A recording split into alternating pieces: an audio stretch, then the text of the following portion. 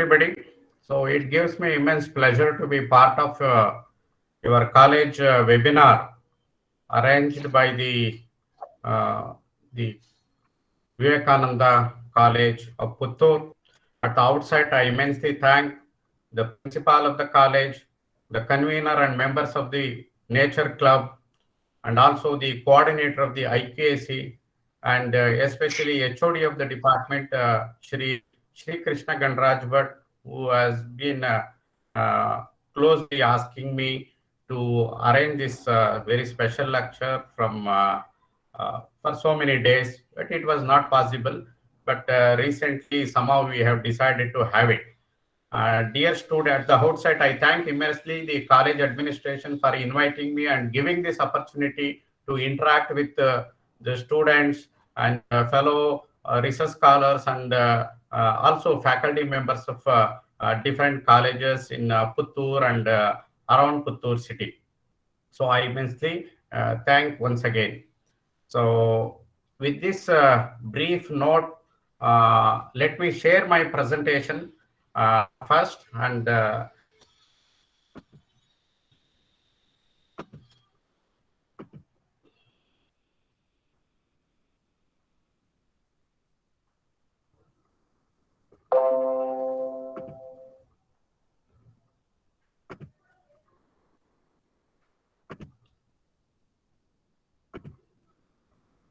hope my presentation is visible to everyone, and also I am audible to everyone. Yes, sir. Present visible, and we are also audible. The topic I have chosen for today's presentation is related to something very interesting and something very unprecedented development that are taking place in the area of biotechnology. And the contributing organisms are actually the simple organisms, but highly useful organism, fungi. So therefore, I have decided to speak about fungi, their biology, and their applications in biotechnology.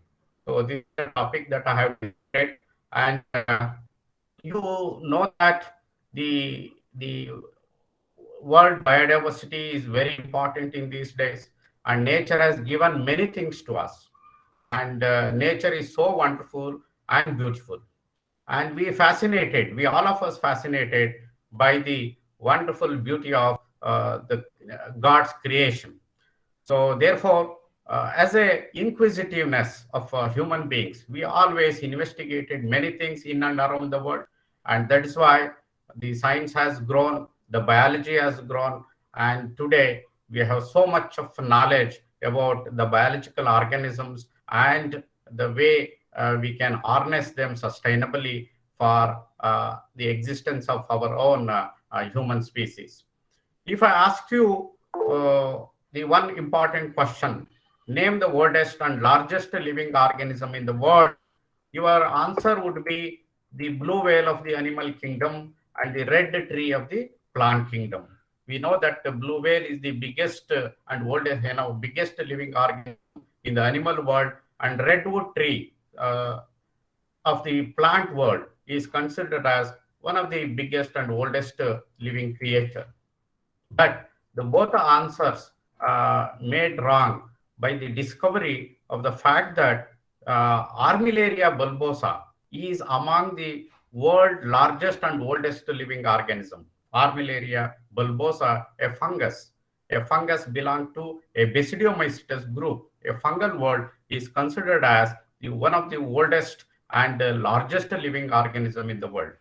It is a faculty parasite of tree roots, is among the largest and oldest living organism, and it occupies a minimum of 30 acres in Michigan forest, Southern California. And the thallus of this fungus, the body of the organism, weighs more than 10 tons.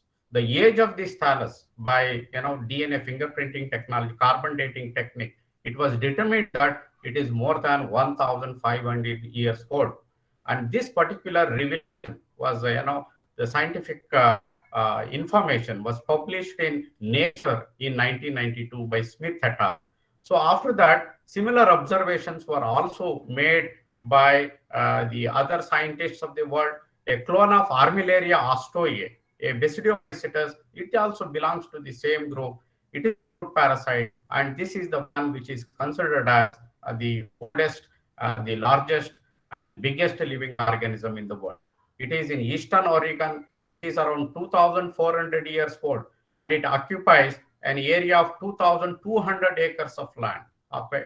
The mycelial forms from a mycelia of this particular fungus formed from a single spore. So it has been proved beyond doubt by DNA fingerprinting technique.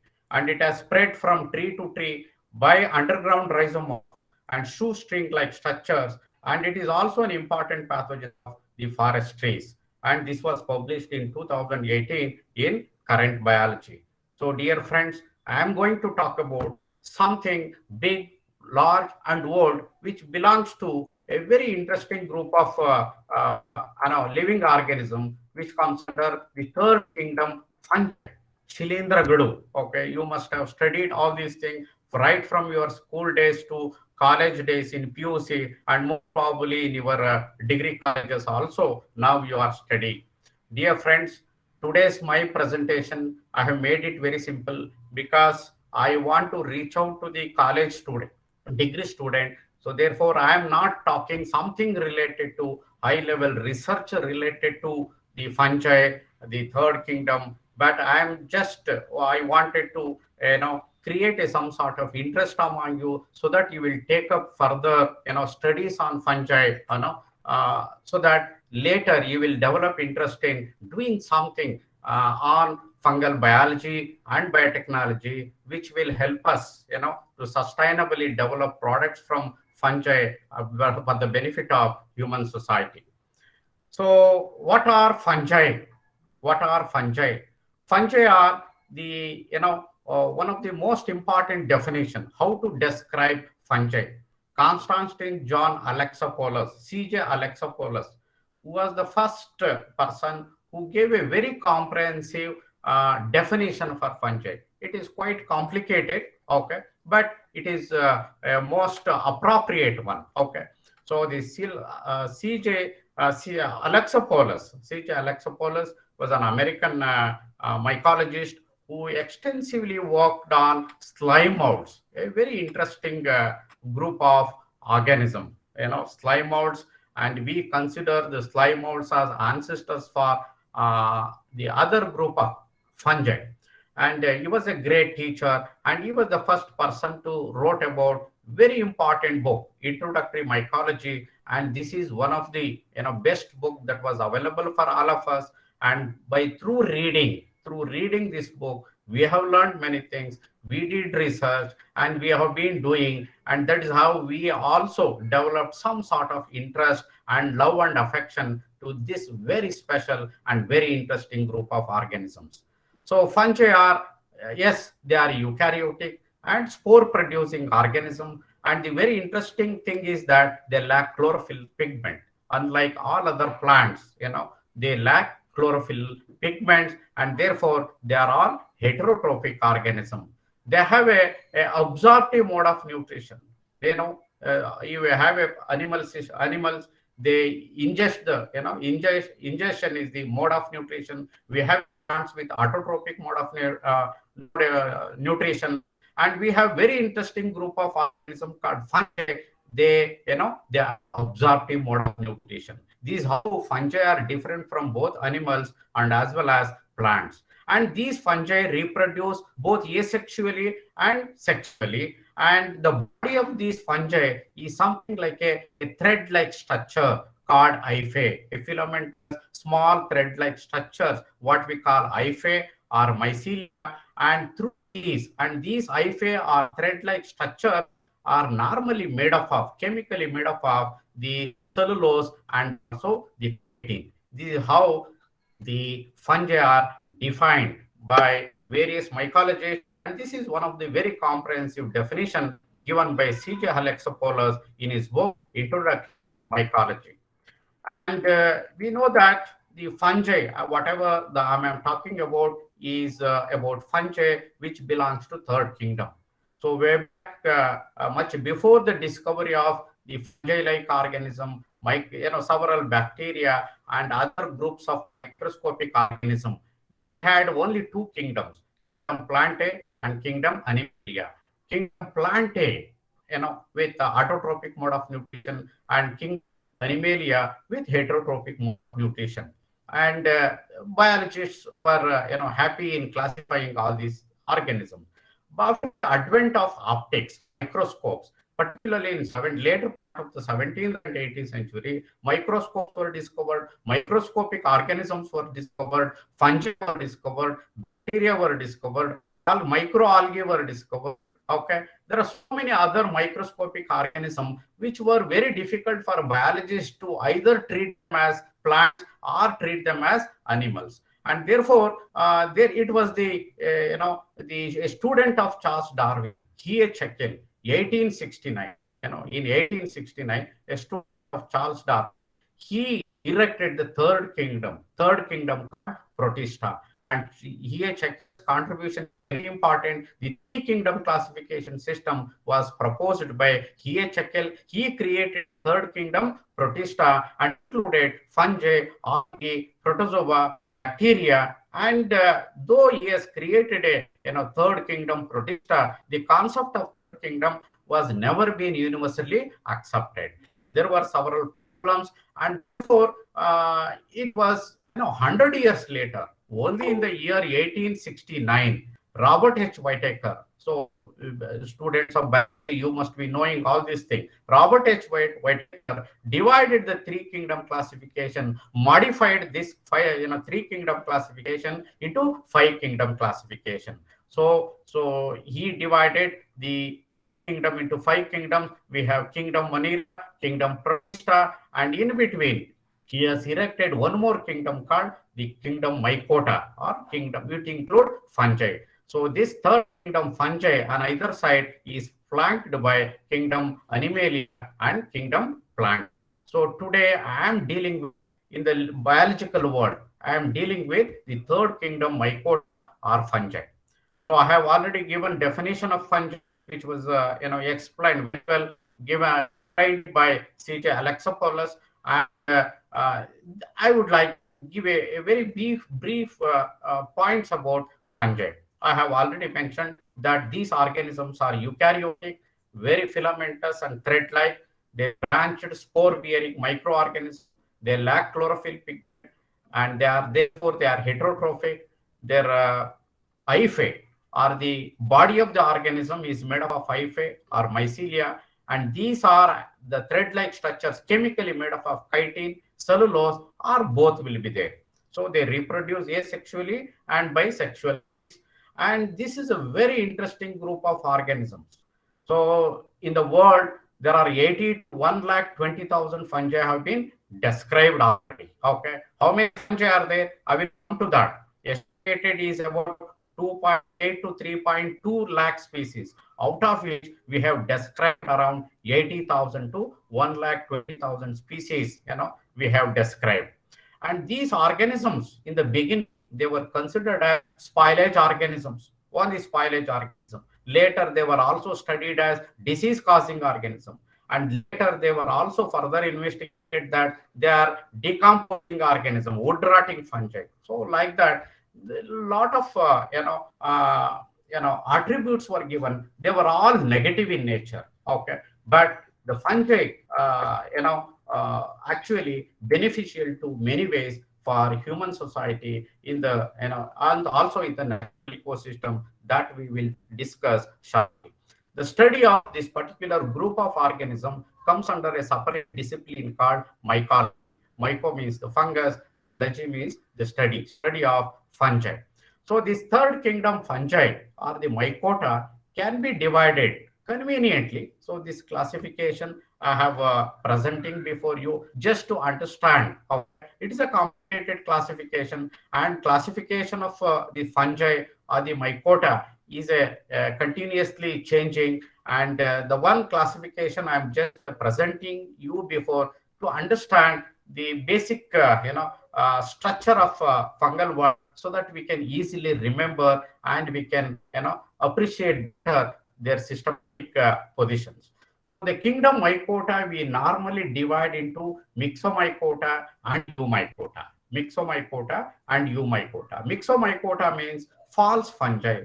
False because they never looks like fungi. Okay, never looks like fungi. I told you, fungi looks like always filamentous thread-like structures. But myxomycota, members of myxomycota, they never looks like a filamentous thread-like structures.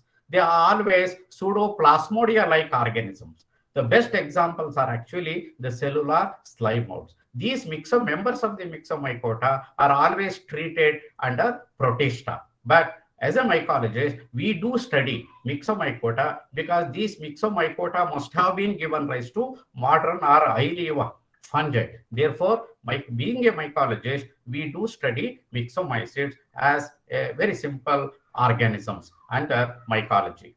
The eumycota, U means true, mycota means fungi, true fungi. True fungi, I have already given a particular definition. True fungi, the fungal body is made of a filamentous thread-like structures. So in this particular group of eumycota, we have two different classification, lower fungi and higher fungi. Why they are lower fungi and higher fungi? How do you distinguish them? Lower fungi and most of the fungi are filamentous thread-like but cross walls, what we call them septa. Okay, septa or cross walls are absent. Here the mycelium or hyphae is sinusoidal. There are no cross wall, so therefore many nuclei move. They are present in the same cytoplasmic continuity. So all these fungi have been grouped under lower fungi, but they are filamentous and thread-like. Under that, we have chytridiomycetes, oomycetes, and zygomycetes. So these are the major groups of fungi which we can study. Under higher fungi because the filamentous thread-like structure is here and there separated by a cross walls called septa. Because of this septation, we treat them as higher fungi. And lower fungi are aquatic in nature and higher fungi are terrestrial in nature. During the course of evolution, look at that, lower fungi migrate. Okay, when they migrated to the terrestrial mode of life, they acquired certain characteristics. Okay, they moved from aquatic mode of life to terrestrial mode of life. And therefore, higher fungi are xeric in nature. They prefer to grow in dry conditions, and therefore their reproductive structures are also very dry in nature, single spore-like. In a lower fungi, most of the members, they produce zoospores. Because why they zoospore, motile spore? Because the aquatic medium, is a water. So these zoospore have to move. So therefore, fungi produce, flagella-like things. Okay, but when they moved from aquatic mode of life to the terrestrial mode of life, the flagella-like things they have lost, and the dry spores have evolved. So in members of the ascomycete, basidiomycete, and deuteromycetes. Okay, so all these fungi we consider as highly evolved fungi, and particularly deuteromycetes are the most evolved fungi. Okay, and we will discuss about a very briefly some of these things, in the next few slides. So this is a very general schematic representation of the third kingdom mycota. Coming to the myxomycota that I was just mentioning under myxomycota or slime molds. These are all called false fungi, and they were placed in the kingdom Protista, second kingdom Protista. There are approximately 500 species of myxomycetes are there. They are found on moist soils, decaying wood, and dung. Whenever you go to forest, you can see all these things growing on decaying wood, decaying moist. Okay, they are, as I told you, they are not true fungi because they lack cell wall. Okay, the body of the fungus is externally covered by a plasma membrane. They possess a characteristics of both plant and animals. Okay, but they resemble fungi because they lack chlorophyll. They do lack chlorophyll, and most of the saprophyte absorb from decaying wood or ingest food by phagocytosis. The best examples are Stomatites, Acacia, Physarum. Physarum is one of the best examples. So look at the of the pictures are related to slime moulds. They looks like a scrambled egg slime mold, scrambled egg, dog vomit slime mold, okay, Fuligoseptaceae, okay, Lycogala, epindrum, okay. So these are the typical structures. Look at this, Physarum falciparum, from which mitochondria was isolated, and and then you have cell biology. The first mitochondrion was isolated from this organism, slime mold, okay, Physarum falciparum. And look at the stemonites. So they never looks like a filamentous thread-like structures. Normally, the body of the vegetative body of these slime molds will be plasmodia-like or pseudoplasmodia. Only at the time of reproduction, entire vegetative structure get converted into a reproductive structures called sporangium. Okay, sporangium. Entire vegetative structure get converted into sporangia, and that's why these are very, very interesting group of organisms. There are other interesting group of slime molds. For example, Plasmodium brassicae, which class club root of cabbage, and also in crucifer agent. Another fungus belongs to the slime mold, Spongospora subterranea, which cause powdery scab of potatoes. So therefore, other disease-causing agents are also present in slime mold. Though they are myxomycete, very primitive group of fungi, they do cause serious diseases in crop plants. Coming to the Eumycota or true fungi. Under true fungi, we have lower fungi and higher fungi. Under lower fungi, very important first class of fungi, we can say that Chytridiomycota. Mycota, otherwise we can, in the general parlance, we can call them as pot fungi. They looks like the body of the fungus looks like a pot. Okay, based on these structures, you can identify that they are all belongs to Chytridiomycota. They lack true mycelium, and of course they do produce flagellated zoospores. Flagellated zoospores, and both reproduce sexually and asexually. Okay, so this is how we identify members of Chytridiomycota. There are many Chytridiomycete. They are very, very interesting. The other group of lower fungi comes under Eumycota. They are otherwise called water moths. Okay, of course, this Eumycota is being debated. Okay, whether they are fungi or not, because they are more related to algae, brown algae, Phaeophyta, and also Basilaria systematically and molecular analysis. They are more closely related to algae. But over the years, we have been have studied under a separate class called Eumycota, and the name Eumycota comes from the fact that they all produce a very interesting structure in the life cycle called oospore, a egg-like structure. That's why the name egg fungus. Okay, egg fungi. Eumycota means egg fungi or water fungi. So during sexual reproduction, the fungus produces gametangia. Gametangia undergoes fusion and resulting in the formation of a zygote. The zygote develops into a structure called oospore. These oospores can survive for so many years in soil, even for 10 years. Okay, so your Phytophthora, Pythium, all these, comes under Eumycota. So many of the members of the Eumycota cause diseases, plant diseases. Okay, Phytophthora is the best example. I will come to that little later. Okay, some of the best examples how fungi are also very, very important. See, another interesting group of lower fungi. Okay, called Zygomycota. Okay, here there are 1,050 species have been described so far, and these are the first. Just like our pteridophytes, they, bryophytes, we call them, aquatic, partly terrestrial. But ferns, they, pteridophyte, they move to the terrestrial habitat. Something like that, zygomycetes also move to the terrestrial mode of habit, from aquatic to terrestrial mode of life. But there are many zygomycete and trichomycete, especially trichomycete.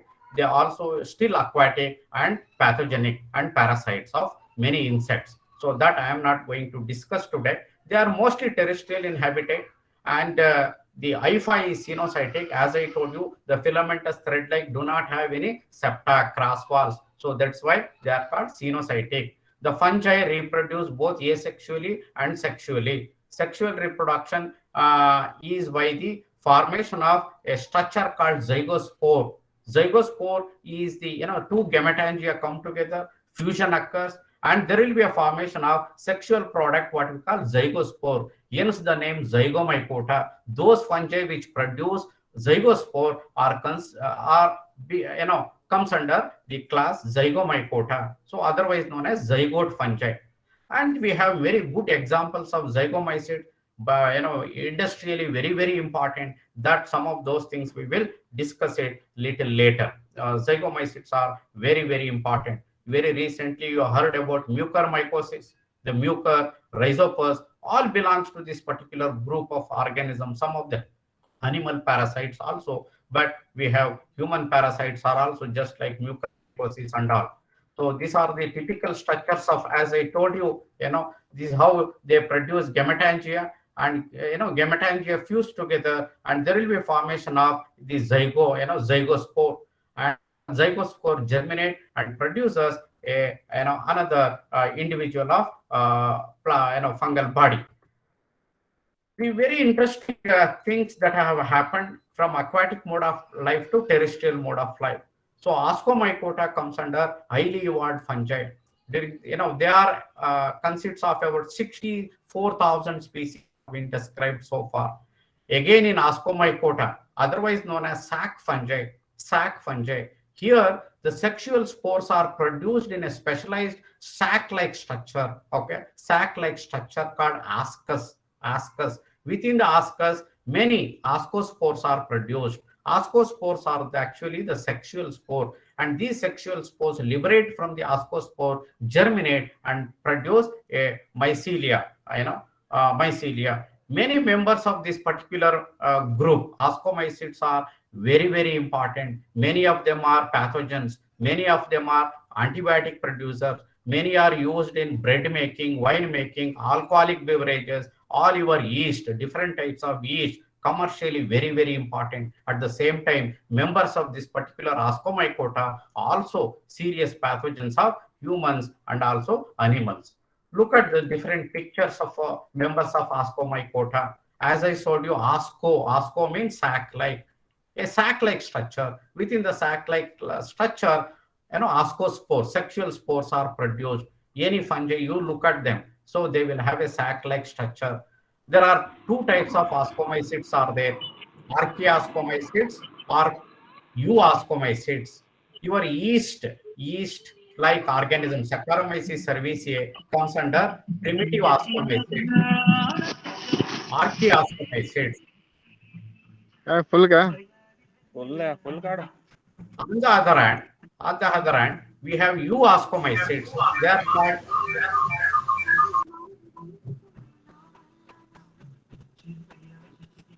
Take the card there.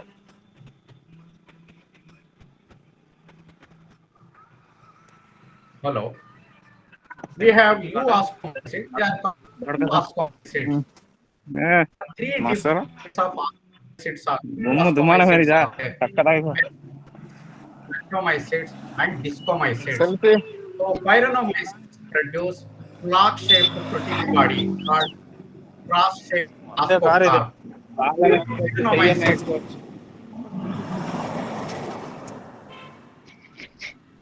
excuse me. Sorry for the disturbance. Srinivas Nayak, please speaker.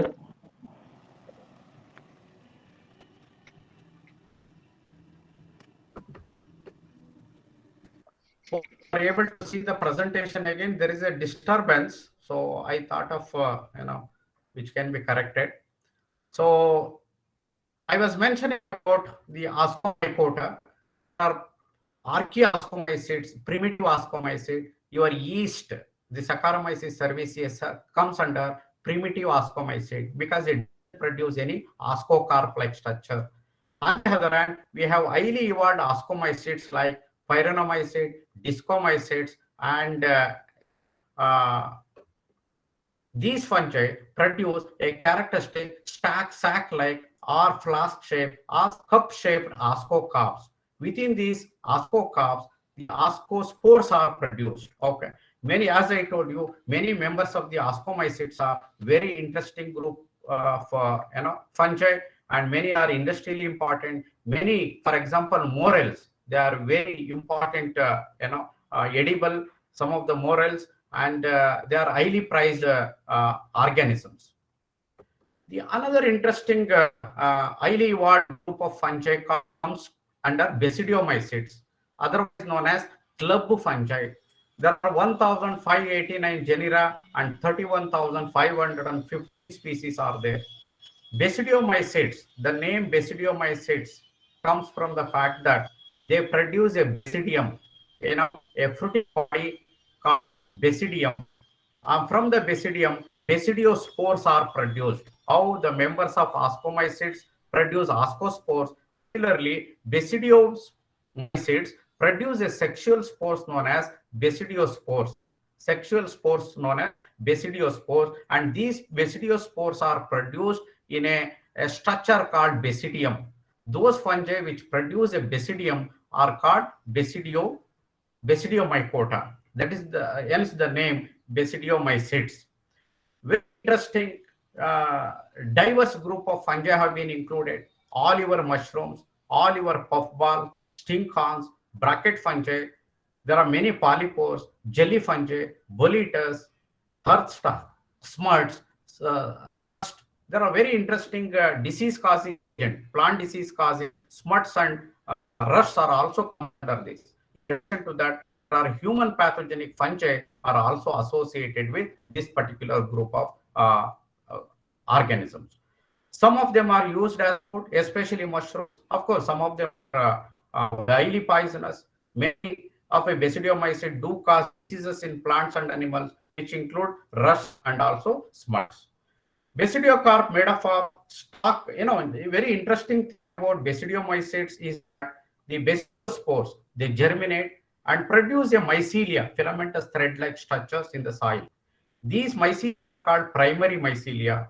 When these primary mycelia come in contact with each other, they fuse together, and there will be a formation of dikaryotic mycelium, the existence of theoretically two nuclei in the same cytoplasmic continuity. When this dikaryotic mycelium, in the later stages of the development, produces a macroscopic fruiting body called mushroom. So mushroom is an umbrella-like structure, and some of these fruiting bodies are edible. Within this umbrella-like structure, a basidium is produced, and this basidium later produces basidiospores, and these basidiospores are distributed greater distance through wind and many other means. So we will discuss about some of the interesting aspects of basidiospores later. I told you they always grow in groups, club fungi. The fact that the name club fungi, it is because they produce in large numbers in groups. Coming to the other highly evolved class of fungi, third kingdom, we call it as Deuteromycota. Deutero, the name Deutero means unknown. What is unknown? The sexual reproduction is unknown. Majority of the fungi comes under Deuteromycota, otherwise called fungi imperfecti. They are imperfect fungi because sexual reproduction we have not yet discovered. Those fungi reproduce only mitotic means, they comes under Deuteromycota. These fungi are otherwise called mitosporic fungi. These fungi are otherwise called mitosporic fungi. And these fungi are again very, very important. There are about 25,000 species have been classified under Deuteromycota, and also in they are all the imperfect stage of Basidiomycota and also Ascomycota. So these fungi are very, very interesting, and we will discuss some of the interesting thing about Deuteromycota. Very interesting aspect about Deuteromycota is that they grow rapidly and they produce asexual spores, and many are very, very important. They do cause our food spoilage. Okay. And many of our fruit products are also the fermentation of by these Deuteromycetes fungi, and many antibiotics are also produced by this group of organisms. So that's why they are biologically very interesting, very interesting group of organisms. So this is in brief about the major organisms that we group under the third kingdom, Mycota. Now coming to, because when we are discussing about fungi, it is not correct, without understanding the contributors. Okay, the mycology is one of the finest subject, and it was started by P.A. Micheli. There are so many, mycologists all over the world contributed immensely for understanding the science of mycology. I would like to mention one or two important names you must remember. One of the noted Italian botanist, Professor P.A. Micheli, he was a professor of botany at Pisa. He observed that the spores were the seeds of fungi. He was the one who contended that the spores that are produced by these filamentous thread-like structures were actually the seeds. When you place these seed-like structures on a slice of watermelon, they germinate. And therefore, he was the one first to use slice of watermelon to cultivate the fungi on a natural media. And he was the first to cultivate fungi on natural medium. And therefore, credit goes to him as a father of mycology. So therefore, remember, his contributions are very important. He wrote a book called Nova Plantarum Genera, in which he described several fungi. Then systematic study of fungi began with the contributions by P.A. Micheli, very Italian botanist, and he contributed developed method, a natural media for cultivation of fungi. Now we know that synthetic media, chemical media, glass plates, you can cultivate them. But look at the P.A. Micheli way back in 17th century. Okay, he was the one who first observed these fungi and cultivated them on natural media. We know that India was ruled by Britishers, for quite some time, and it was in 1905, the government of England deputed E.J. Butler to India to study the fungi-like organisms, to study the plant diseases in India. And he was an mycologist at IARI, Indian Imperial Agriculture Research Institute, which was once started at Bihar, but later it was shifted to New Delhi. Now we know that it is IARI, Indian Agriculture Research Institute, but Imperial Agriculture Research Institute was started at Bihar in a place called Pusa, and he was the first British mycologist who studied Indian fungi. So in 1905, he wrote a monograph called Indian Wheat Rust, and he has also published a later book called Fungi and Diseases in Plants. And he became a father of Indian mycology. So we cannot forget E.J. Butler contributions, for understanding the role of fungi in causing plant diseases. And in his book, he has mentioned all those things, the fungi of India and also the fungi and diseases in plants. So we must also give credits to a great Indian mycologist, C.V. Subramanian, and who contributed immensely, and he was responsible for establishing Mycological Society of India, MSI, and I want young people who are listening today, log into the MSI website, Mycological Society of India. You will get a lot of information about how Indian mycology developed over the years, who are all the contributors, and what are the latest developments that are taking place in the Indian subcontinent. All those things have been very well summarized in the Indian Mycological Society of India website, MSI website. So dear friends, with these brief note, there are many other stalwarts who are also contributed. Because of lack of time, I'm not getting into all those things. Dear friends, we are talking about fungi, the third kingdom. Why fungi are so important? Fungi, the so-called third kingdom, play a significant role in the decomposition of organic matter and nutrient recycling. Fungi exists everywhere.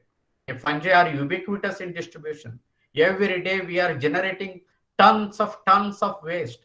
Look at the waste if it is unattended, uncleaned. If fungi are refused to degrade it, we can, the earth would have been inhospitable for human beings to survive. Okay, and fungi play a very important role. They convert this waste that we generate into an organic matter, and they are the ones, they play a very important role in nutrient recycling. They give back all the nutrients back to the ecosystem. Fungi interact with plants positively, interacts with animals. They lead a symbiotic life. They lead a mutualistic life. Of course, many of them lead a majority of them are saprophytic. Because of this saprophytic life, they convert the waste into an organic matter. Of course, there are very interesting 1 to 1.5% of the fungi, they are also pathogenic. They lead a pathogenic life. Many fungi are important source of food today. They are very important source of fuel. I will come to that later. Fertilizer, biopesticide, metabolites, and pharmaceuticals. Fungi are also very important tools in biotechnology and bioremediation. Very, very important. So because of this reason, fungi are very important group of organisms. The beauty and endless variety of fungi enchant biologists all over the world. Why we are all attracted to study some of these, beautiful organisms? Because they are very, very beautiful, and the biologists are attracted.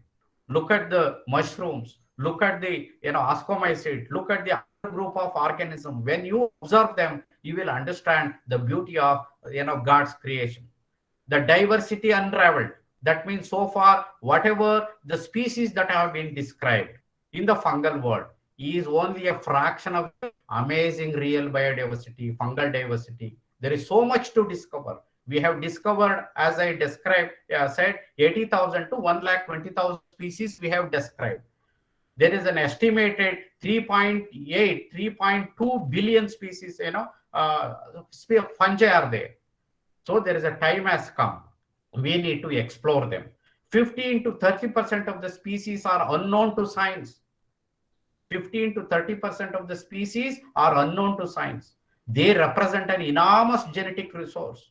The economic value of the man's exploitation of fungi from nature is measured in terms of billions of US dollars. Look at the antibiotic industry. Look at the enzyme production, organic acid production. I will come to that later. It is measured in terms of tens of billions of US dollars. And fungi are contributing a lot for any nation, okay, to the national exchequer. So that's why they are very, very interesting group. So how many fungi are there? How many we have described? I told you 1,20,000 species of fungi we have described, and and out of 2.2 to 3.8 million fungi. 2.2 to 3.8 million fungi.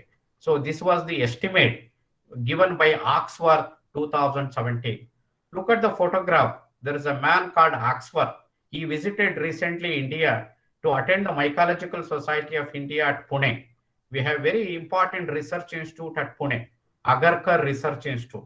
And this is one of the finest, private research institute. But there are very well-known scientists are also working on fungi. So when he gave a lecture, he inaugurated the international conference, and he gave a lecture, and in that he did mention that there are about 3.8 million species of fungi, estimated fungi are there, but so far we have described roughly 1,20,000 species of fungi. Hundred of billions US dollars business all over the world revolving around 2.2 to 3% of fungal species described. Please note this. So out of 1,20,000 species, we have been exploited. Maybe yeast, Saccharomyces, Penicillium, some of the Trichoderma. So all these organisms we have exploited. 2 to 3% of the fungal species that we have exploited, and hundreds of multi-billion dollars industry revolving around 2 to 3% of the. You can imagine when you start using some of the other interesting species of fungi, you can create a wealth here. That is why fungi are very, very important. Many fungi are, new to science. I mentioned about many fungi are new to science. There are new habitats which have not been explored. Where are those missing fungi? Possible habitats for fungi include soil, air, water, new geographic areas, extreme environments, new vegetation types, forest canopies, marine environments, atmospheric layers, plant and insects. They are all sources.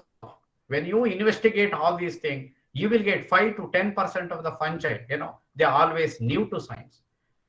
They are the sources of newer antibiotics, new enzymes, new hormones, new plant growth hormones, immunosuppressant, food colorants, bioinsecticides. All these things can be exploited from some of these fungi from different habitats. Very recently, we have isolated. Very interesting. There is a group of fungi called coprophilous fungi. Coprophilous fungi means those fungi which grow on animal dung. They are called coprophilous fungi. Very recently, we have got a sample, one of the animal dung called Equus kiang, Tibetan wild ass. It is a vegetarian animal. And one of our visited in the Henle village of Ladakh, and we got the sample from the region, and we have investigated. We found that very interesting group of this is the animal that we have investigated.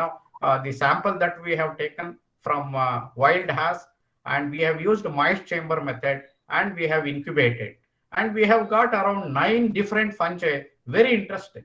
Aspergillus flavus, Aspergillus niger, Cladosporium anthophyllum, Trichocladium pyriform, Torula, Chromoliana. Some of the species are very important biotechnologically. There are many interesting species. Okay, look at this. Okay, I told you fungi looks like filamentous thread-like. When you culture them, this is how the fungi looks like. Okay, on culture medium, synthetic medium. So this is how we have identified, and there are very interesting things are happening. Coprophilous fungi. Ladakh region is a very extreme environment. Temperature is around 10 degree 10. Under 10 degrees to survive under 10 degree temperature, these organisms must have developed altogether different physiological mechanism. They must produce a different enzyme, different microbials, different chemical substances. So therefore, these fungi are the source of enzyme, antimicrobial, antibiotics, colorings, amino acid, acid, and many things. So therefore, we are investigating. I don't want to explain some of these things. I will come back to that little later. Fungal diversity and biotech revolution. So far, many mycologists have contributed. Many mycologists identified fungi and documented everything.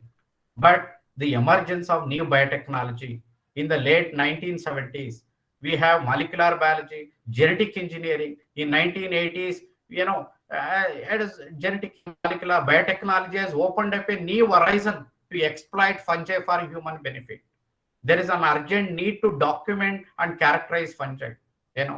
Because of genetic engineering, molecular biology, and genetic engineering, we can isolate, organism. We can sequence them. We can identify, organic acid producing gene, antibiotic producing gene. We can transfer these genes to some other organism. We can produce altogether a different products of high economic value. That's why it is very, very important. So currently there is a tremendous interest in documentation of the world fungi. Okay, the world undescribed fungi can be viewed as a massive potential resources which awaits realization. Whatever we have described, whatever we have exploited, it is only a fraction of amazing fungal biodiversity. There is more to come that I will explain a little later. Why fungi are very, very important? You must have been studied some of these things. Fungi are used as a model organism in genetic research. They are the tools for classical and also applied genetic research. They are the model organism. Beadle and Tatum discovered one gene, one enzyme hypothesis. In which organism? Neurospora crassa, an Ascomycetes fungus, for which they were awarded Nobel Prize. Nobel Prize. Very important. So with the discovery of the fact that one gene, one enzyme, genes are involved in protein production, protein formation. Okay. So now we have a discipline like molecular biology has emerged. Okay. Similarly, Alexander Fleming in 1928 discovered the fact that the Penicillium notatum produces antibiotic substances. Okay. Now, uh, multi-billion dollars antibiotic industry revolves around that simple discovery. So both were awarded Nobel Prize. Okay, later that is a different story. So therefore, many of these organisms are used as understand the classical genetics and also applied genetic research. Many of them are used in genetic and also cell studies, analysis of pathogenicity, eukaryotic gene expression. Yeast, for example, yeast cell is used as a factory to produce products of high economic value. Certain proteins from virus, from certain protein from bacteria have been introduced into yeast cells, and now yeast cell is being used as a factory cell to produce products of high economic value in biotechnology. So I will come to that little later. Fungi are also very interesting group of organism. I told you model organism because they are easy to grow on artificial media. They have a very short life cycle, very short life cycle. You can study, okay, very well. Amenable to biochemical studies, and they have a applied life cycle, and you can easily mutate and see where exactly the mutation is going on. All these things can be studied very well. Sexual stage segregation and recombination can be very well understood, particularly in ascomycetes are very important organism. Your Neurospora crassa, yeast, all these organisms have been used in genetics, fungal genetics, to understand the recombination and segregation pattern. Asexual spores are genetically uniform. When you mutate them, you can see the changes. Okay, so that's why they are very, very important model group of organisms, and important model organism. For example, your Saccharomyces cerevisiae, yeast, Saccharomyces pombe, Neurospora crassa. Very recently, Aspergillus nidulans is also being used as a model organism to understand eukaryotic cell, how it works, and all those other aspects of modern biology. This I have already explained. Fungi are very important decomposers. The food pyramids of more complex organisms rest on wide basis of fungal diversity. And many fungi are saprophytic, and 90% of the fungi are saprophytic. That's why they convert the waste that we generate every day into an organic matter and play a very important role in organic nutrient recycling. Many of them produce cellulolytic enzyme. They are the only organism in the world the cellulose can be converted into simple sugars. And cellulose lignin, the most complex organic matter. And we have only fungi, they produce both cellulolytic and lignolytic enzyme, they convert into a simple sugars. So that is how fungi are very, very important. There are many important communities in the herbivore dung, Pilaria, Pilobolus, Phycomyces, a simple, as I told you, lower fungi, but they play a very important role in degradation process, composting process. Today, fungi are used in composting process. So earlier we used, in order to produce compost, we need to wait for 6 months. Now within 90 days, you will get a very good compost. How it is possible? Artificially, we can manipulate using some of these fungal species. Okay. In addition to that, many fungi can also be used in wood degradation, decaying of wood, soft rotting, brown rotting, white rotting. We have a biotechnology of wood rotting fungi, a separate discipline which is also emerging. Many fungal parasites of, many fungi are parasites of humans. Aspergillus fumigatus, Histoplasma capsulatum, blastomycosis dermatitis, Coccidioides immitis, Candida albicans, Trichophyta, Microsporum. Many of them are serious pathogens of humans, particularly those individuals who are immunocompromised. Fungi, they do cause serious disorders. Okay. Very recently, mucormycosis, mucor species, infecting the corona patient. It was a common thing. Okay. It was uncommon, but now it is a common. So therefore, when the human immune system, when it is compromised, Some of these fungi, saprophytic fungi, will also become pathogenic and become, serious pathogen and very difficult to manage. So look at the patient with the facial lesion caused by single, normal yeast, candida, how it can, bring about deformities on the human face. I will tell you something about Pneumocystis carini. It is an unusual ascomycetes fungus. Once it was classified as a protozoa. You know that before, when HIV AIDS was discovered in North American patients, many people were suffering from pneumonia, a very unusual type of pneumonia. They were all immunocompromised AIDS patients. When they, investigated, they discovered that, organism in the lungs, and this was considered as protozoa. But later, systematic studies revealed that it was a Pneumocystis carini. Pneumocystis carini. You know how they have this unearthed? Because fungi in their fungal body contains an alcohol called cholesterol, ergosterol. Plant cell contain glycerol. It is an alcohol, glycerol. Animal cell contains cholesterol. Similarly, the fungal cell, possess an alcohol called ergosterol. By analysis of ergosterol, finally they proved that Pneumocystis carini belongs to an ascomycetes fungus responsible for pneumonia in immunocompromised AIDS patient in North America, which has killed, of course, millions of people in America. Fungi do cause diseases. 70% of the major crop diseases are also caused by fungi. 50% of loss is encountered during post harvest, before harvest, and also after harvest. Many of these fungi are necrotrophic. That means they kill the host, and they absorb the nutrient. There are many other interesting fungi. They never kill the host plant. They are called biotrophic fungi, biotrophic pathogens.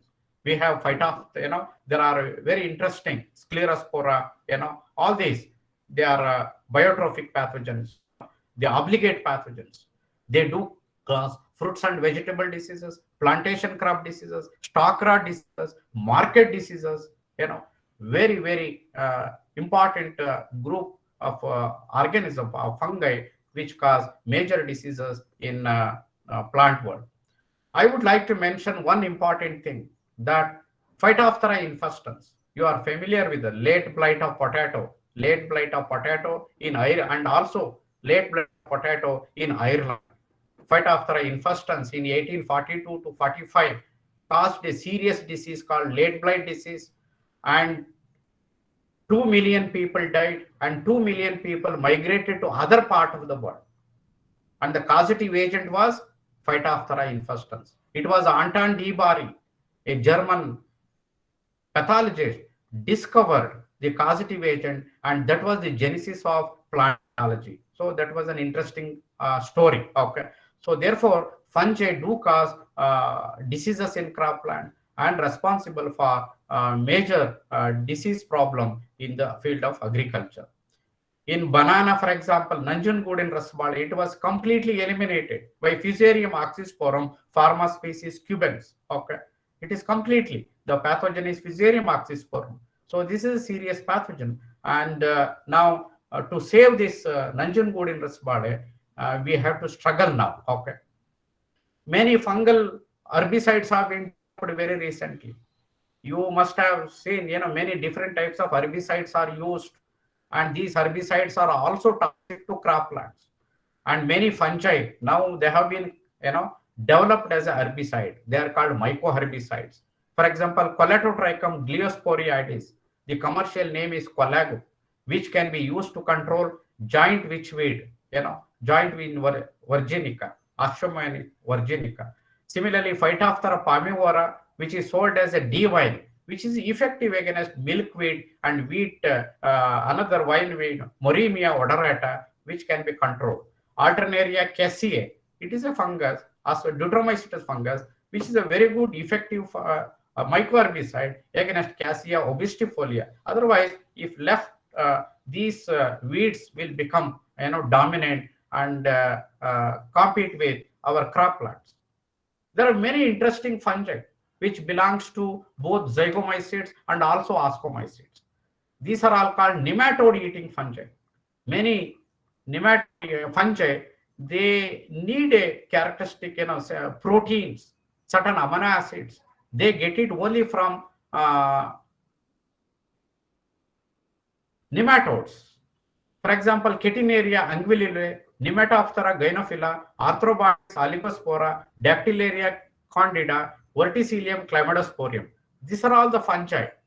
They feed on nematodes. What are nematodes? Nematodes are the small eelworms. They do feed on crop plants, and they do cause diseases in crop plants. So, in order to control these nematodes, we can use these nematode-eating fungi. These nematode-eating fungi are already there. Because of indiscriminate application of many different types of pesticides into the soil, some of these fungi have, their population has reduced. So that's why we are unable to control some of the nematode population naturally. So therefore, these fungi can be multiplied in the laboratory, and we can release them in the field condition to control many different types of nematodes in the soil. So therefore, they are very good biocontrol agents in agriculture. Look at the way the nematodes are also entering the nematode. Look at how nematode trap, the fungi, nematode eating fungi trap the nematodes and control, they kill the nematodes. This is a schematic representation, and of course,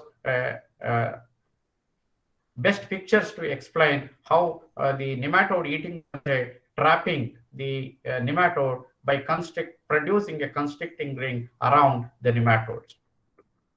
There are many interesting fungi belongs to zygomycete, ascomycete, and deuteromycete.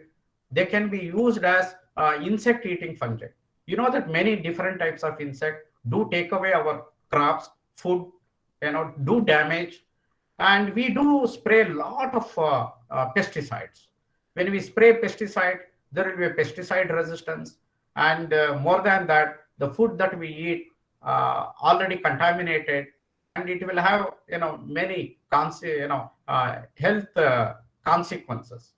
So instead of spraying insecticide, we can also use some of these fungi as biopesticide, insect-eating fungi. For example, Metarhizium anisophilae, Bavaria bassiana, Bavaria brongniarti, Hirsutella thomsoni, Verticillium laccani. These have been already developed as biocontrol agent for management of insects. So entomophagus insects are very, very interesting group of fungi. And very recently, one of the important success story is that Bavaria bassiana can be used to control the coffee berry borer, Hypothalamus hempi. It is a serious pest of coffee introduced from Sri Lanka. Now in India, we have sprayed Bavaria bassiana, and we have completely controlled this Hypothalamus hempi, coffee berry borer. And similarly, so we can develop some of these fungi as biocontrol agent for control of many different types of insects. You know the success story of Trichoderma arzianum, Trichoderma viridae, very important biocontrol agent. Gleocladium roseum, Trichoderma arioviridae, Trichoderma arzianum. They are the wonderful biocontrol agent which control disease-causing fungi. Fungi like Fusarium oxysporum, Fusarium solani, Rhizoctonia solani, Fusarium calmorum. In soil, they do cause soil-borne diseases. So if you use the Gleocladium roseum, Trichoderma species as a seed treatment, we can control some of the fungal pathogen which cause diseases in plants. Very other interesting group of fungi is about lichens. Lichens are otherwise known as biomonitors. When there is atmospheric pollution increases, they all of a sudden disappear. So that's why they are called biomonitors, very sensitive organism. So therefore, these are used as biomonitors. And strictly speaking, lichens are made up of two organisms, algae and also fungi. Algal partner and also the fungal partner. Fungal partner is called mycobiont. The algal partner is called phycobiont. Together we call it lichen. In the world, there are 15,000 to 20 lakh species are there. And in Karnataka also, there are 336 have been described, most of them in the Western Ghats. And these lichens are ubiquitous in distribution. And there are about 13,500 species of lichen have been described. And they are distributed from Arctic to Antarctic regions.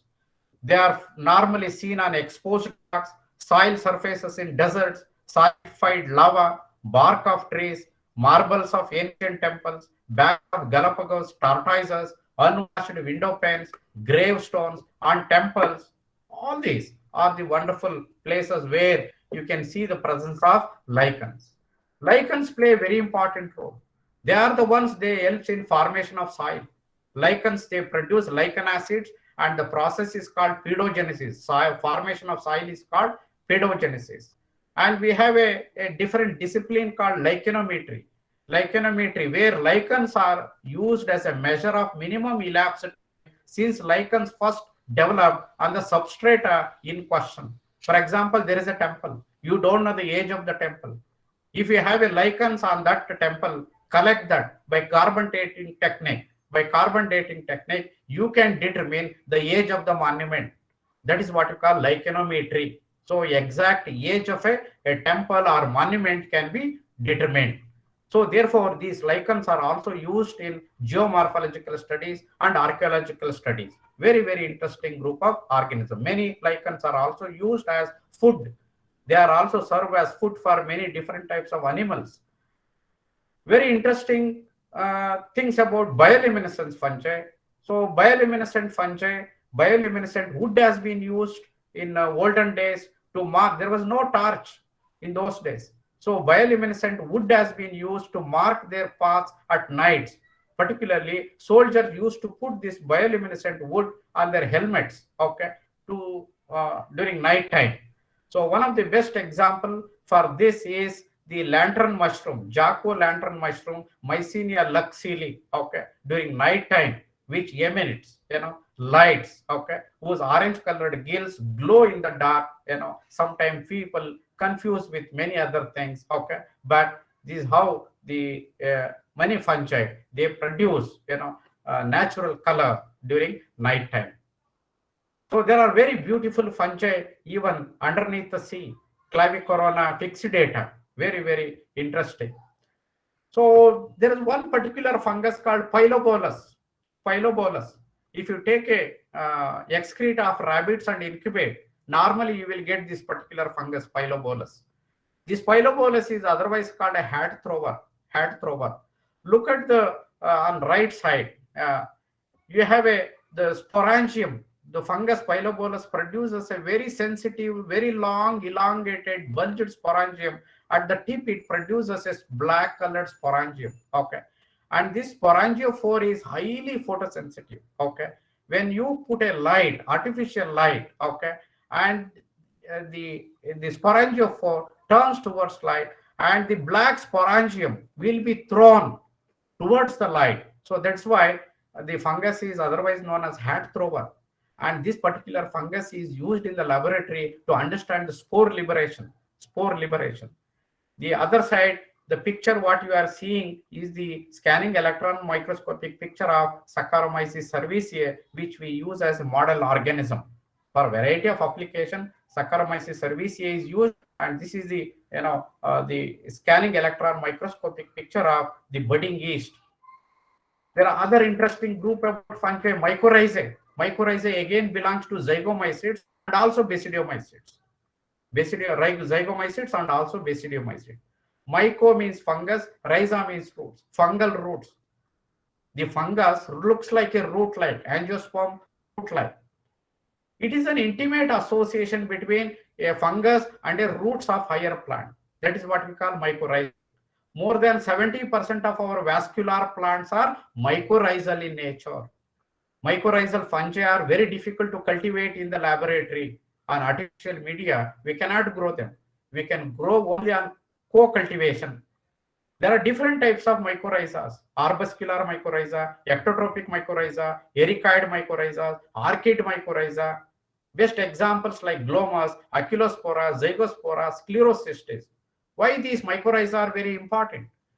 Because they are very important, they play a very important role in phosphate solubilization. They convert the inorganic phosphate into organic phosphate so that plants easily take up the phosphate. You know the importance of phosphate. Phosphate is an important backbone of your nucleic acid DNA. Okay. So therefore, the inorganic rock contains inorganic phosphate. So therefore, that phosphate, inorganic phosphate, has to be converted. So mycorrhizal fungi play a very important role in phosphate solubilization. Both ectomycorrhizae and entomycorrhizae play a very important role in mineral nutrition, uptake of particularly phosphate. They also, play a very important role in water balance. They do give a protection against toxins produced by other organisms. They do give protection against plants, against toxins released by other microorganisms in the vicinity of the root system. They protect against pathogens. And the most important role is phosphate solubilization and phosphate mobilization. Mycorrhizas are key components of the ecosystem. They, it is because 70% of our, forest is surviving because many mycorrhizal fungi are associated with that. If you remove mycorrhiza, very difficult to maintain the forest ecosystem. They are they are, symbiotically and obligately intimated, closely intimated with plant system. And that speaks about the co-evolution of fungi with plants. So this is summary of some of the few interesting things about the fungi, why they are very, very important. So what has happened in 1970, 1980? So we have seen the development of biotechnology. Biotechnology is all about use of living organism to produce products of high economic value. Biotechnology is an integrated subject, integrated use of biology and engineering sciences to produce the products of high economic value, which will be highly beneficial to societies. That's what the biotechnology. So in the biotechnology, we have started exploiting these fungal species for a variety of applications. One of the most important application is single cell protein production for human consumption. For example, Fusarium graminearum. Fusarium graminearum is a Deuteromycetes fungus. Sometimes it is also a pathogen. But McDowell company in UK used this Fusarium graminearum and produced a very high quality protein called mycoprotein, fungal protein. It is known as curan. It is otherwise known as meatless protein, otherwise called mycoprotein.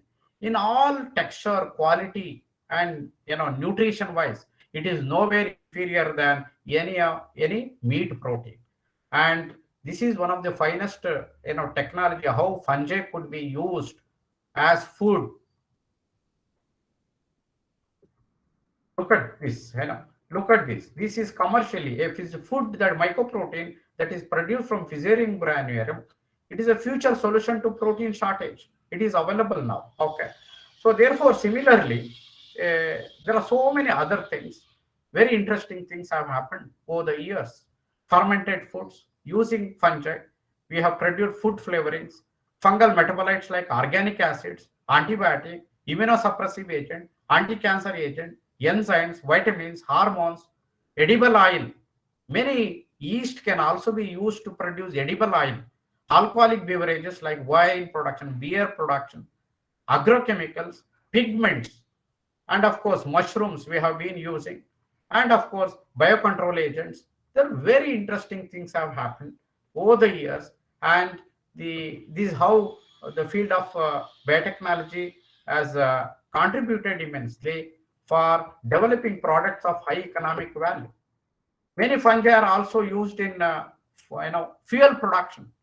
The very important fuel today, we are using petrol and diesel, and it is going to be exhausted very shortly. So that's why electrical vehicles are going to become reality. But the technology of producing batteries for electrical vehicles is so costly. So in place of that, we can use a gasohol. In place of petrol and diesel, certainly we can use a gasohol. What is gasohol? Gasohol is nothing but 90% ethanol 96% ethanol, and 4% glycerol. 96% ethanol comes from Saccharomyces cerevisiae, by fermentation, and glycerol, which is, normally present in plant system. If you mix 96% ethanol and 4% glycerol, and then the resulting fuel is called the gasohol. Gasohol. And this gasohol can be used to run all your automobile engines, including all, two-wheelers, four-wheelers. And this gasohol burns completely and no emission of pollutants.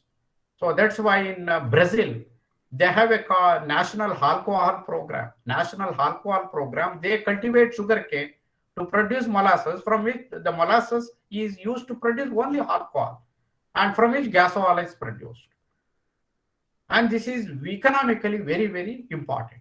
So this is how we can solve the energy problem related to petrol or diesel. So therefore, fungi again, yeast, Saccharomyces cerevisiae, play a very important role in solving energy problem. The whole world, we all live for, many times. So whole world is fond about bread and wine. So both bread and wine comes from fermentation of Saccharomyces cerevisiae. Look at single organism and how much wealth it has created. The multi-billion dollars, bread or wine industry or alcohol industry.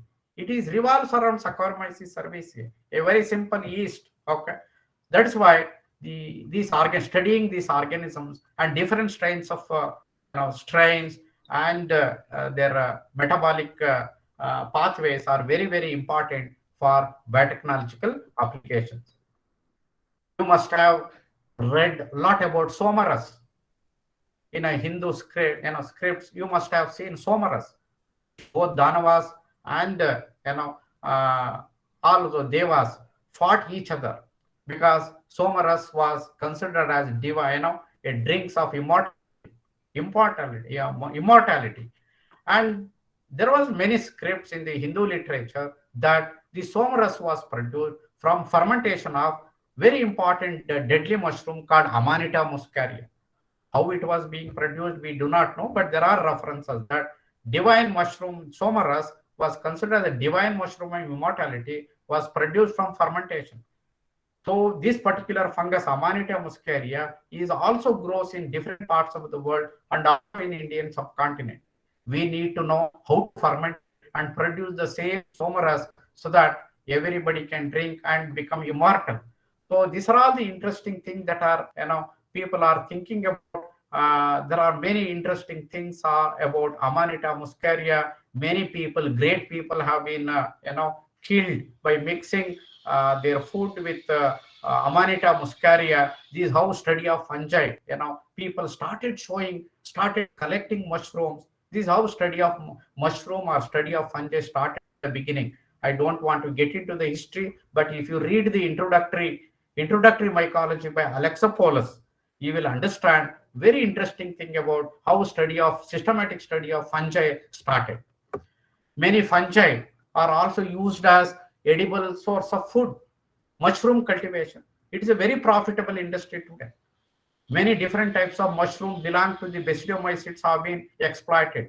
There are 120 different types of edible mushroom for which know-how technology is available. These mushroom can be grown on inexpensive substrate, and the cultivation of edible mushroom creates a gainful employment for the youth. Now today, many different types of mushroom kits are also available. Agaricus brunosens, Femulina velutipus, Lentulina edodis, Valvariella valvaceae, Pleurotus austriatus. All these, technology is available. And apart from these mushrooms, fruiting bodies of Citeria, it is an nothofagus, and galls of smut fungus, Ustulagomades, are also used as vegetables. Okay. So before moving on to that, I would like to talk about little bit about very interesting fungus, which is very common in our Western Ghats. If you travel from Mysore to Coorg, in between you have a Kushalnagar. So if you travel, many mushroom hand pickers, they sell these mushroom. This is called Termatomyces, one of the highly nutrient very important mushrooms. Growing this particular fungus in a natural condition, in an artificial condition, is highly not possible, impossible, because many people have tried their level best to cultivate different species of mushroom. They are successful, but termatomyces, this fungus is called termatomyces. There are different types of termatomyces, but the termite, white ant knows how to cultivate this. Okay, so that is why there is a symbiotic relation between the termite and the fungus. Termite and the fungus. This is the insect, microtermes, and the termatomyces. These insects play a very important role. They take all the waste inside the the wounds of a termite nest and create a garden called fungal garden. Okay, on which they also sprinkle the spores of the fungus. The fungal spore germinate and produces a structure called a beautiful garden called fungal garden. And they grow the fungus, and the part of the fungus is eaten away by these termites, and they retain part of it. Okay, and this is a very interesting story. Termatomyces cultivated by the termites in the comb. Look at the comb inside, how the fungus garden is created by termites. So they eat the part of the mushroom, and when there is a rainy season, some of the fruiting bodies, they emerge and they produce large number of fruiting bodies. And particularly in and around Coorg and Kushalnagar area, people pick up these and they sold it to high prices. Very interesting. As I told you, the galls of, particularly in US and other places, Istilago maedis, it is a fungus, a smut fungus. The spores of this smut fungus is sprayed to the female calves of maize. And when there is an infection, the female calf gets converted into a gall-like structure. And gall-like structure is harvested and it is sold as vegetable. Highly delicious food, and nutrient food also. Okay, very interesting. So these are the different types of mushrooms, technology that is available, and mushroom kits are available from different countries. In India, we have standardized 2 different mushroom, the white button mushroom and also Pleurotus agar the oyster mushroom. Both are cultivated, and of course they are available. And Japanese are the people who are always fond of eating mushroom, and very interesting things are there about different types of mushroom. Now I will tell you. This is how white button mushrooms are being cultivated in compost. Mushrooms as a source of medicine. Many different mushrooms are the source of aphrodisiacs. They are suspected to contain anti-tumor agents, new peptides, and that's why they are also involved. People are also investigating how they prevent aging also. Japanese, they live up to 120 years, 110. It is a very, the lifespan of Japanese, because they every 3 times a day they do eat lot of mushrooms, but we do eat lot of cereal food and end up with diabetes. Therefore, it is very important that these mushrooms are also grown extensively in our region. We must supplement our food with some of these mushrooms. Apart from my edible mushrooms, we have 100 different types of mushroom. Particularly, Chinese have standardized, methods to develop mushroom medicines. Okay, there are a variety of different types of mushrooms are cultivated in China, and they prepare different types of medicine. One example I would like to give you. You must have seen this particular fungus, Ganoderma. It is a wood rotting fungus. Normally, in our Western Ghat, if you enter into the Western Ghat region, many fallen trees are covered or damaged by growth of Ganoderma applanatum, and it is a very common species. It is considered as a magical herbal medicine. It belongs to Ganodermataceae, and there are about 40 different species are there. And Ganoderma medicine tablets are also available. For what reason? Look at that. 12 different disease problems can be cured by single tablet of Ganoderma. Hepatopathy, chronic hepatitis, nephritis, hypertension, hyperlipemia, arthritis, insomnia, bronchitis, asthma, gastric ulcer, leukopenia, diabetes. Look at that. Okay. Very interesting. Chinese have already developed that. Okay. So there are so many interesting things about Cordyceps sinensis. Cordyceps sinensis is one of the best tonic that is available in the world, and it is produced from caterpillar fungus. Caterpillar fungus called Cordyceps sinensis. The Cordyceps sinensis, the spores of the fungus, they infect the caterpillars, and caterpillar will die. At the time of death, the fungus will grow completely inside the caterpillar and produces a fruiting body called the ascocarp. Ascocarp that contains a chemical substance cordyceps. Cordyceps. Very, very interesting. Okay. So now today, there are 6 different types of cordyceps. All are backed by science. All are backed by science. It is known to boost exercise performance, anti-aging properties, potential anti-tumor effects, and it also known to reduce the type 2 diabetes. There are possible health benefits related to heart of the health, and it also helps in to fight inflammation. There are wonderful things about that are coming about the Cordyceps herbal drug. Fungi have been used in antibiotic industry. Penicillin was very important drug. Penicillium notatum was the first important antibiotic identified by Alexander Fleming in 1928, for which he was, along with the Florian Chain, awarded Nobel Prize in 1942. And it has penicillin saved millions of people, particularly during World War II. Apart from that, many fungi like cephalosporins, cyclosporin, both are very, very important. Cephalosporins produced from Cephalosporium acrimonium, which can be cultivated in the laboratory. Cyclosporin, which is very important in organ transplant, used as an effective immunosuppressant during plantation. And this cyclosporin is produced from Cylindrocarpon lucidum and Talipocladium inflatum. So both are very, very important. Look at that, multi-billion dollars industry revolving around a few organisms like Penicillium notatum, Penicillium chrysogenum. The original strain was actually Penicillium notatum. Later it was mutated because original strain was not producing sufficient concentration of penicillin. So therefore it was mutated, and presently we are using Penicillium chrysogenum is the one strain that we are using in large scale production of penicillin antibiotic.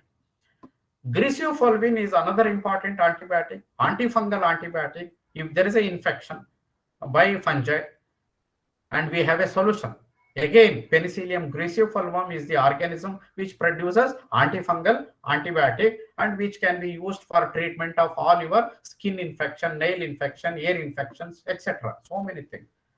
And now we have a problem with plastics. Everywhere plastics. It's a menace. So now people are searching for bioplastics, biodegradable plastic. Again, we have answers in fungal world. Biopolymers can be produced.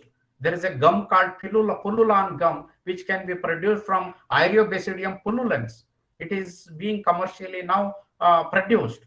So similarly, several microbial polymers can be used in place of synthetic polymers.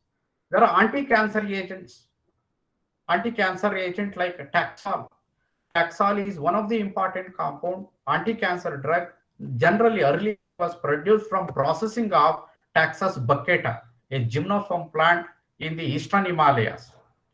So they didn't know that to produce 1 gram of Taxol chemical, because Taxol is one of the important anti-cancer drug that has been science has substantiated. So therefore, everybody was interested to isolate the Taxol for application.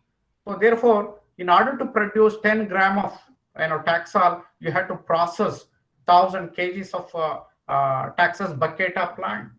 But later discoveries proved that Taxus baccata plant is symbiotic. Inside the Taxus baccata plant, there is a fungus called Taxomyces andrinae. Taxomyces andrinae as an endosymbiont. And therefore, this particular fungus was isolated. And now, commercially, the Taxol is produced from Taxomyces andrinae, a fungus, can be used to produce a taxol chemical, which can be used for treatment of breast and ovarian cancer. Fungi can also be used in steroid transformation. For example, cortisone. Cortisone is very important hormone. It is produced by the adrenal gland of humans, and it is used for treatment of rheumatoid arthritis. People will know rheumatoid arthritis. They cannot walk, they cannot move. It is a serious problem. So injection of cortisone, giving external injection of cortisone, very, very important. 1 gram of cortisone costs you so much. Chemical synthesis of cortisone involves 37 steps and costs about $200. Now, Rhizopus oryzaeus, a zygomycetes fungus, is being used, and the steps have been reduced to reduced to 11 steps, and the cost of production of cortisone has been reduced to $0.46. And therefore, many different types of steroids can also be produced by using steroid transformation technology. So this my presentation revealed that the edible fungi can be used as edible fungi. Fungi are used as biocontrol agent. Fungi used in bioremediation, cleaning the polluted environment. Fungi can be used for biomass degradation. Fungi for biofuel production, organic acid production, enzyme production, pharmaceutical production, antibiotic production. They are also used in paper and pulp industry, fruit juice manufacturing industry, textile industry. So many applications. Very, very interesting things about the fungi. And because of these reasons, it is very important that we need to learn more about fungi. But unfortunately, the fungal biodiversity is under great threat. The rich diversity of fungi is under great threat. The Harvard University scientist, Hugo Wilson, he recently estimated that 50,000 species of organisms are disappearing every year, including fungi. What was the reason? These are the reasons. Urbanization. Cities are expanding. Villages are expanding. We are converting all our agricultural land, forest land, into an apartment or a domestic purpose. We are constructing houses. We are doing deforestation. We have done deforestation, which is damaging our ecosystem. We are doing mining, and there are side by side the environmental pollution. Urbanization, deforestation, mining, and environmental pollutions are responsible for the disappearance of fungal diversity. Of course, there are many other species are also disappearing, but along with that, fungal diversity we are also losing. So how to safeguard this? So we have been using the word conservation, the safeguarding our bioresources, because I have already explained, fungi are used everywhere, though they are very simple organism, achlorophyllous organism, can be grown on a simple medium, but their applications are wide and far, and that's why they are very, very important. There are several answers to our problems in the future. It is because of these reasons. It is because of there are so many other reasons. We need to safeguard. We need to identify some of these fungi. We need to preserve them. These resources from a further exploitation is called conservation. So safeguarding bioresources from exploitation is called conservation. How to do that? The protection of fungal diversity from any kind of human activity or interference for sustainable utilization is called conservation of fungal diversity. How to do that? We can do it by two different methods. One is in situ conservation. The other one is ex situ conservation. In situ conservation is inside the laboratory. So go to the fields, isolate the microorganisms, isolate the fungi, preserve them in the laboratory, in the culture collection center. In the culture collection, we have a world collections of fungi. In Japan, we have, in India, we have, in many countries have world collections of fungi. Inside the culture collection center, we have preserved. That is one thing. But ex situ conservation, nothing like preserving our nature. It is better to preserve them in the nature. That is what we call ex situ conservation in their original place. That means we should not do deforestation. Urbanization has to be stopped. Deforestation has to be stopped. Extent possible, pollution has to be stopped. So if our natural environment is safe, all these species will be safe. So that's why ex situ conservation means in the original place, we need to conserve some of these organisms. So preserve the ecosystem process is the overall aims of conservation is to preserve the ecosystem process. It is very difficult. It is very difficult in the present world. Maintain all genetic diversity. By preserving the ecosystem, you will maintain all genetic diversity. You prevent any fungal species from going to extinct. So let us not lose any fungi, whether they are important or not important, because every genetic constitution of organism is very important. There are answers for our future problems. So therefore, we need to conserve every organism genetic diversity. Very important. Gene pool is important. So new exploration, isolation, and identification and genetic documentation is very, very important. So visit new areas, isolate the fungi, identify them, genetically document them, either through in situ or ex situ preservation technique, so that they are useful for our sustainable development. I have discussed some of the important ones. There are many more applications are going to come. All over the world, many scientists are exploring different ways and mechanisms by which some of these interesting organisms could be used, and the ways by which we can solve many of our problems which are confronting us.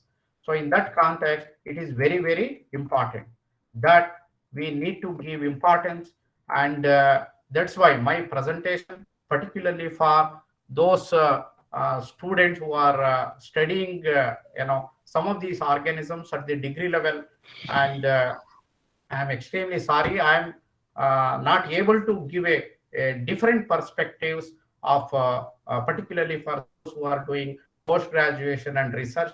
My interest is to enthuse the student so that they can take up interesting things they learn about more about fungi, and they can do more about research in the later stages of their studies. So with these few remarks, I wish the students should show interest in subject like mycology because of their importance in our day-to-day life. So with these remarks, I thank each and everyone who have been patiently hearing for the last 1.5 hours. I'm extremely sorry. In between, we had some technical issues, and in spite of that, you have been patiently hearing. Thanks very much. I hope my presentation has inspired you to take up and show interest in the subject, show interest in the subject botany, so that you will have many answers in these microscopic organisms. Thank you very much.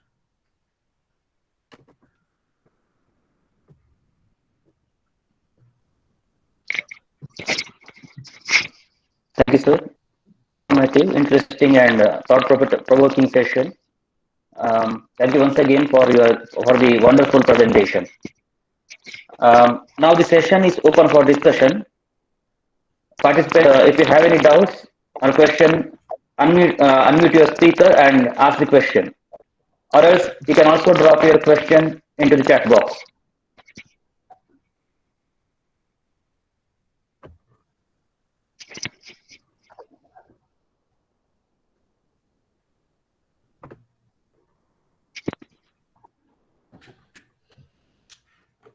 There are some questions in the chat box.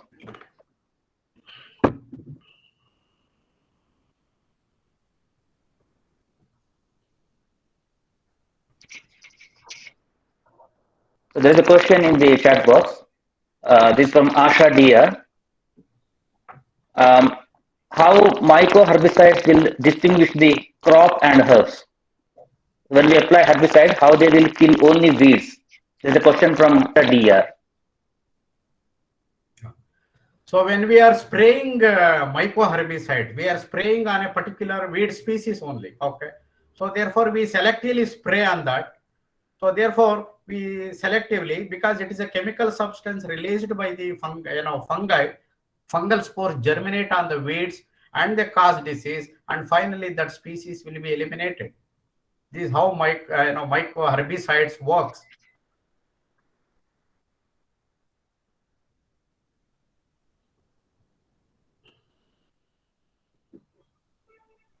Is there any question? There's one more question.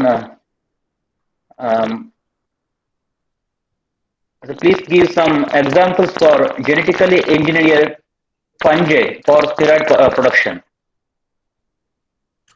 So yeast, for example, Saccharomyces cerevisiae, yeast cell have been already used to genetically engineer the coat protein of hepatitis B virus. Hepatitis B virus coat protein has already been introduced into Saccharomyces cerevisiae, and now the vaccine that is available, Shingrix vaccine, particularly hepatitis B virus, is produced in Saccharomyces cerevisiae. Okay, this is one of the best example how yeast can be used. Yeast cell can be used in genetic engineering to produce pharmaceuticals, particularly vaccines against hepatitis B. Hepatitis B. And the other one application, for example, we know how to produce penicillin antibiotic. Penicillin antibiotic gene has been cloned into Aspergillus nidulans. Aspergillus nidulans. And now the penicillin antibiotic is also being produced by using Aspergillus nidulans. A gene from Penicillium chrysogenum has been cloned into Aspergillus nidulans. And Aspergillus nidulans is more suitable for fermentation process when compared to Penicillium chrysogenum. This is another story how genetic engineering of certain gene from fungi have been already cloned, and they have been